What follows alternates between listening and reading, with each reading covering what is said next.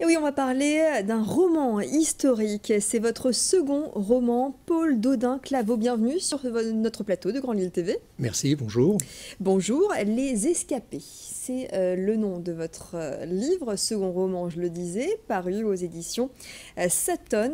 Alors, petite présentation. Tout d'abord, Paul Dodin-Claveau, vous êtes journaliste, spécialiste des médias. Vous avez réalisé des reportages télé, des documentaires notamment. Et je le disais, vous sortez donc votre second roman, un roman historique. Vous avez décidé de démarrer votre intrigue en avril 1917. Oui, voilà, c'est à la veille de la grande offensive en fait de Vimy, l'offensive canadienne, 9 avril 1917. Et mon personnage principal est un médecin québécois, mais d'origine française, qui a quitté la France en 1906 et qui se perd dans les lignes allemandes avant l'offensive.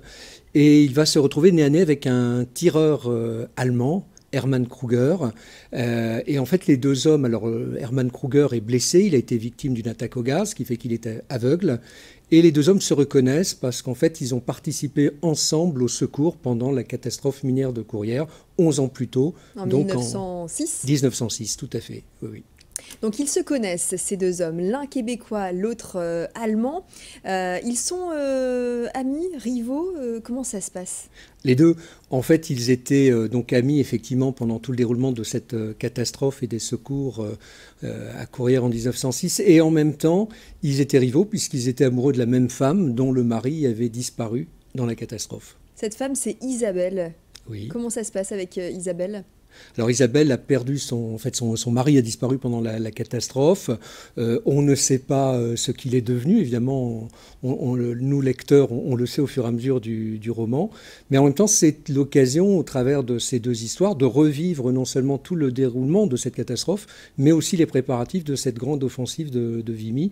Et j'ai trouvé en fait des points communs tout à fait intéressants entre ces deux histoires, puisque en 1917, pendant la Première Guerre mondiale, tout comme dans les mines, au moment des secours, on est obligé d'utiliser des masques à gaz. On est enseveli, on est dans des tunnels, dans des galeries de mines, on est dans des tunnels qu'on a creusés pour la grande offensive. Et ce sont deux événements particulièrement dramatiques du début du XXe siècle et qui vont faire malheureusement de nombreuses victimes, puisque la catastrophe minière de Courrières, rappelons-le, a fait quand même 1100 morts, c'est-à-dire que c'est la plus grave catastrophe minière de tous les temps, en tout cas connue. Pourquoi s'être passionné? Parce que j'imagine que vous êtes bien évidemment renseigné en tant qu'auteur, écrivain, journaliste. Pourquoi se passionner pour cette page de notre histoire? Alors tout d'abord, il y a un travail journalistique que j'ai fait à une certaine époque sur la catastrophe minière de Courrières et sur l'offensive de Vimy. Et puis c'est une image au départ, une image qui est celle de mon grand-père, qui a participé aux deux guerres mondiales, qui était médecin, et qui, lorsqu'il a participé à la Première Guerre mondiale, s'est retrouvé perdu dans le no man's land. Et il a trouvé un cheval qui lui a permis de rentrer dans les lignes françaises. Et donc c'est cette image que j'avais envie, enfin qui a été le point de départ de ce roman en fait.